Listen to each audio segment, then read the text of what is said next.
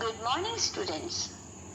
कल मैंने आपको हमारे प्रसिद्ध कहानीकार श्री आचार्य हजारी प्रसाद द्विवेदी जी की प्रेरणादायक कहानी यह मीत का कहानी के बारे में समझाया था और उसकी कुछ पंक्तियों को पढ़ा था।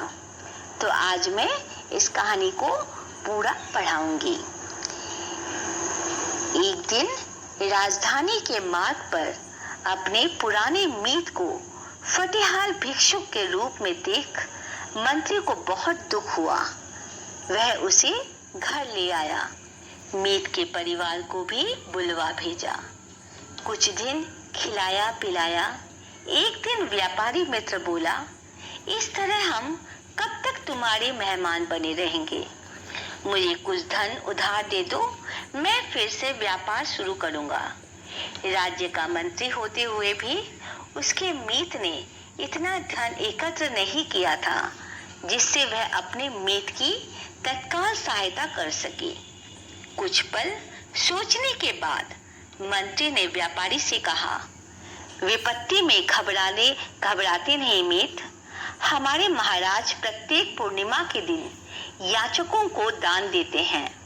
जो याचक सबसे पहले सामने आता है, राजा उसे 100 मुद्राएं देते हैं। आज से तीसरे दिन ही पूर्णिमा है। तुम कल रात को ही राजमहल पहुंचकर मुझसे मिलना। मैं राजा के सामने सबसे पहले तुम्हारे पहुंचने की सारी व्यवस्था कर दूंगा। इस तरह तुम्हें 100 मुद्राएं मिल जाएंगी। उनसे तुम्हारे परिवार का भरण पोषण हो जाएगा और कुछ व्यापार भी शुरू कर लेना। व्यापारी की सूखी आशा लता जैसी फिर से हरी हो गई। दूसरे दिन व्यापारी निश्चित स्थान पर पहुंचा। मंत्री की व्यवस्था से उसे 100 मुद्राएं मिल गईं। वह हंसता हुआ घर लौटा। अब उसका परिवार कुछ सुख से रहने लगा। उसने अपने नगर लौटकर नए सिरे से व्यापार करने की योजना बनाई। दोनों मीत गले मिले और एक दूसरे से विदा हुए। मंत्री राजकाज में लग गया और उसका व्यापारी मित्र अपने व्यवसाय में। अनुभवी और विपत्ति का मारा होने के कारण उसने व्यापार में अपनी पूरी शक्ति और बुद्धि लगा दी। व्यापार चमक उठा। इधर मंत्री संपन्न था लेकिन सुखी नहीं। कारण यह था कि उसका बेटा बहुत नालायक था। लाख उपाय करने पर भी वह कुछ पढ़ लिख नहीं पा रहा था और न वह किसी सिखाई हुई विद्या को याद रख पा रहा था। मंत्री को अपने मीत की याद आई। जब वह उसके नगर जाने की तैयारी कर रहा था तो उसके बेटे ने भी साथ चलने की जिद पकड़ ली। वह उसे भी साथ लिए अपने मीत के पास पहुंचा। इस बार उसे उतना ही आश्चर्य हुआ जितना द्वारिका से लौटने पर श्री कृष्ण के मीत सुदामा को हुआ था। मीत सचमुच लखपति हो गया था। उसने मंत्री का भव्य स्वागत किया, लेकिन मंत्री को तो अपनी ही चिंता सता रही थी।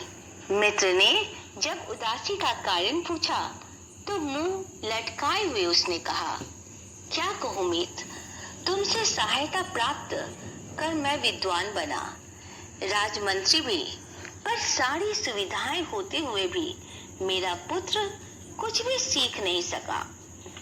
बातचीत के दौरान व्यापारी मीत ने मंत्री पुत्र के साथ के बारे में सारी बातें जान उसके पुत्र से कहा, बेटे तुम जानते हो 5 वर्ष पहले मेरा क्या हाल था? पुत्र बोला, हाँ, आप एक दरिद्र याचक थे। शाबाश। अब यह बताओ कि मैं लखपति कैसे हो गया? मुझे नहीं मालूम। तो मैं बताऊं? बतलाइए। देखो, तुम्हारे पिता की सहायता से मैंने 100 मुद्राएं राजा से याचक बनकर ली। उनसे मैंने व्यापार शुरू किया। व्यापार में मैंने शक्ति, भक्ति और बुद्धि लगाई। लाभ होने लगा। हर बार मैं लाभ के 2 भाग कर देता और यह कहता यह मेरा है और यह मेरे मीत का। मैं दोनों भागों को अलग अलग व्यापार में लगाता। इस तरह व्यापार बढ़ता गया, लाभ बढ़ता गया। क्या समझा तुमने? मैं मंत्री पुत्र हकलाने लगा। व्यापारी ने उसे प्यार से चूमते हुए कहा, बेटे, अगर इसी तरह तुम भी एक एक ज्ञान को, एक एक विद्या और गुण को अपना समझ लो और अपने लिए तथा अपने मित्रों के लिए दिल और दिमाग में रखते जाओ तो 6 वर्षों में तुम क्या बन जाओगे? मंत्री पुत्र मुस्कुराते हुए बोला, मैं ज्ञान और गुण का लखपति हो जाऊंगा। शाबाश बेटे, तुम्हारी माँ, तुम्हारे पिता और मैं सब लोग यही चाहते हैं कि तुम विद्या और गुण के लखपति बन जाओ। क्या तुम हमारी यह इच्छा पूरी करोगे? अवश्य।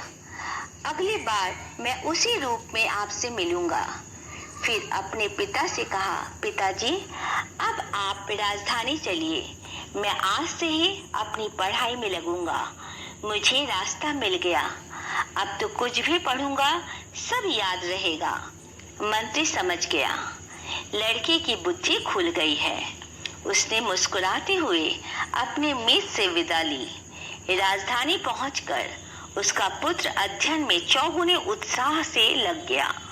हर रोज वह जो कुछ सीखता मन ही मन अपने काल्पनिक मित्र को भी सिखाता।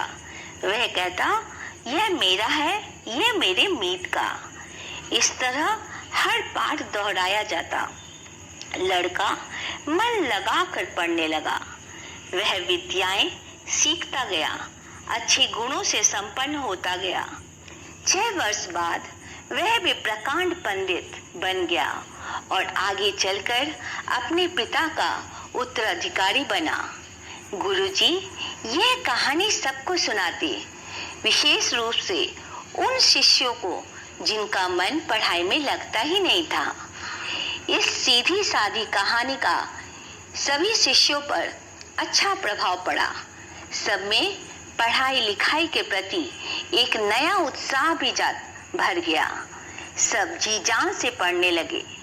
स्वयं तो पढ़ते ही सहपाठियों को भी पढ़ाते। मीत का भाग भी तो रखना जो था। तो इस कहानी के माध्यम से लेखक हमें जीवन में सच्चे मित्र की पहचान भी कराते हैं। वे कहते हैं, जीवन में जरूरत पर काम आने वाला मित्र ही सच्चा मित्र होता है। तो ये थी आपकी कहानी। कल मैं आप लोगों को इस कहानी के प्रश्न उत्तर लिखवाऊंगी। धन्यवाद।